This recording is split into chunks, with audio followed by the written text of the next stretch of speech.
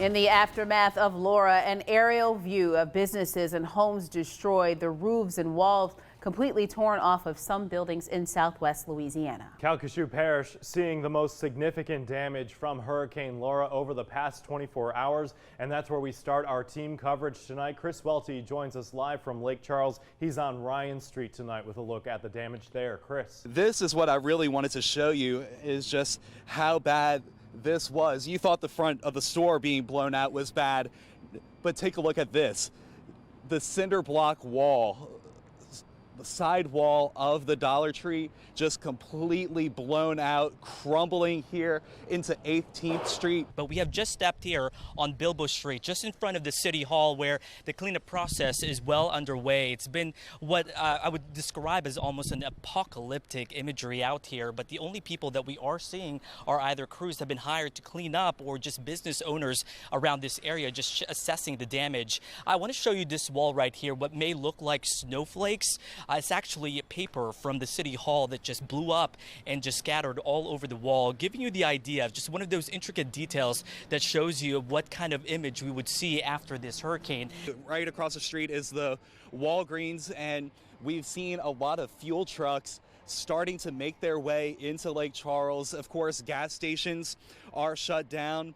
So this is critical that we have crews like this one coming in here to Lake Charles to help the community. So one more time, this came all the way from a different structure just down the street. How strong of Hurricane Laura was, and to give you an idea, this is just one area. Damage is widespread and significant.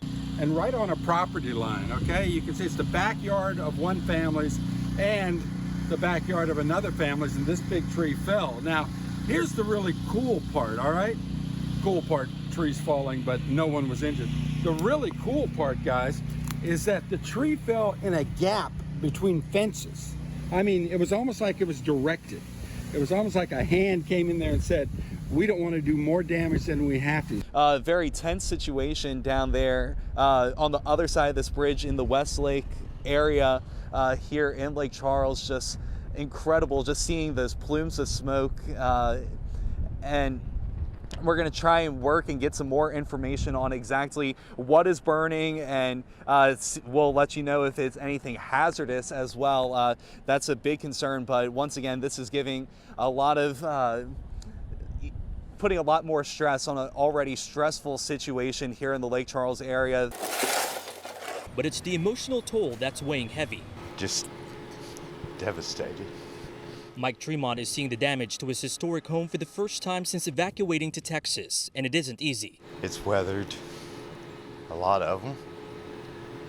So hopefully it'll make it through this one too. Hurricane Laura came down like a big punch on Lake Charles. The front wall of First Baptist Church crumbled into pieces. Down power lines scattered the streets, and dozens of windows in the 22-story Capital One tower blown out. It was pretty scary. Daniel Shad owns a cafe. He weathered the storm inside his business as pieces of his roof peeled away and landed down the block. The storm wasn't just an invasion of his safety, but of his spirit. Just more than you want to go through. But even with foundations ripped away, many here say neighbors supporting each other remains intact. It's got good bones. It's strong, just like this community.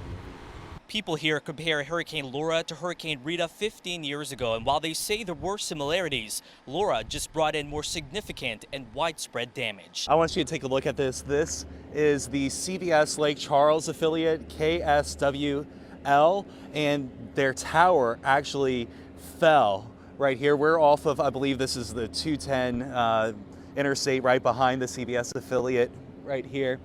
But I want you to see just the tower fell, smashed through this McGriff Insurance Services, and then it took out this building right here, which I believe is the Golden Corral, which looks like it's fairly new here in Lake Charles. And I mean, just complete devastation. You can still see so many power lines down and a lot of water still standing on the road, and there's so much debris, and we see some of those emergency vehicles coming through, and just like us, they're starting to survey the damage as well, just to see the extent of everything.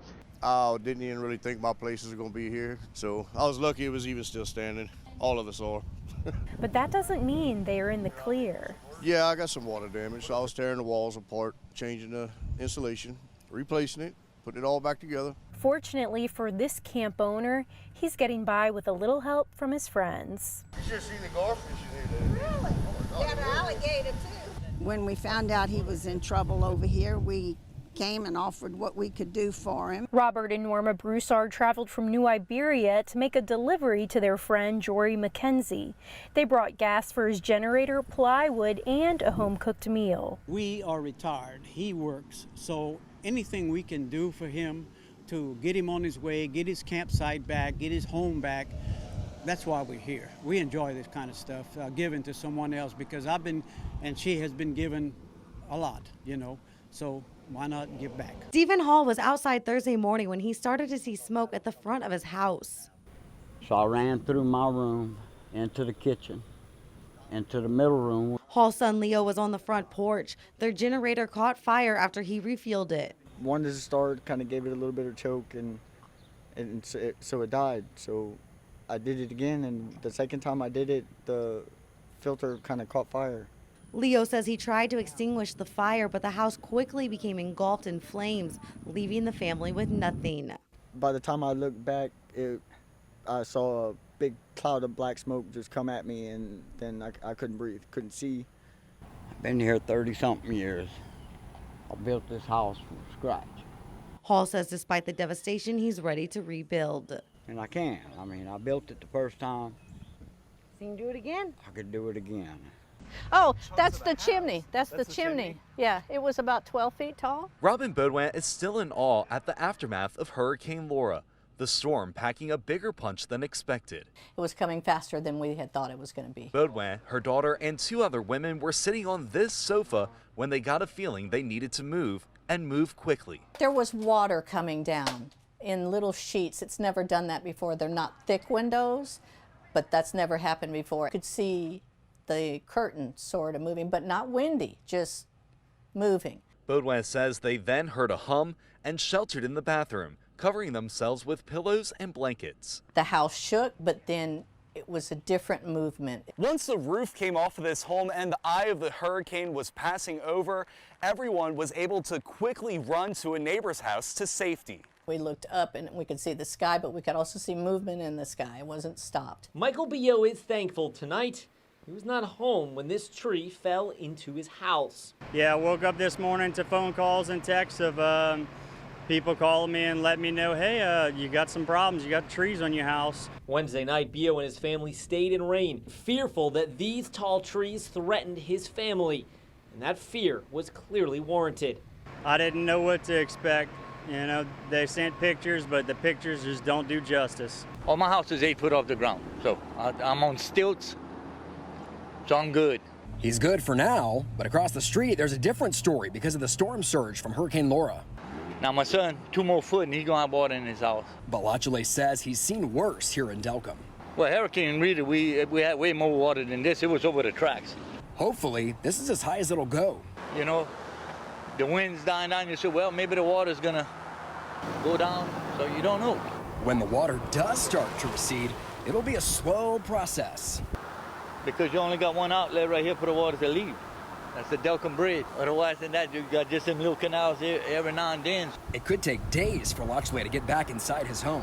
Jamie is saying thank you. We decided it was time to go yesterday morning. Okay, naying thank you to her saviors of the storm. Come on, Bill. Bugs, Izzy, Belle, and Whiskey. Because if it wasn't for her family's horses. If I would have had no pets and just myself, I probably would have stayed. Now seeing the twisted trees and mutilated metal. Fences are down and trees are down. She's glad she left. For my awning, it's in my front yard now. But even their journey home to find out what got devastated by Hurricane Laura was a tricky one, partially because high horse trailers and low-hanging cables just don't mix.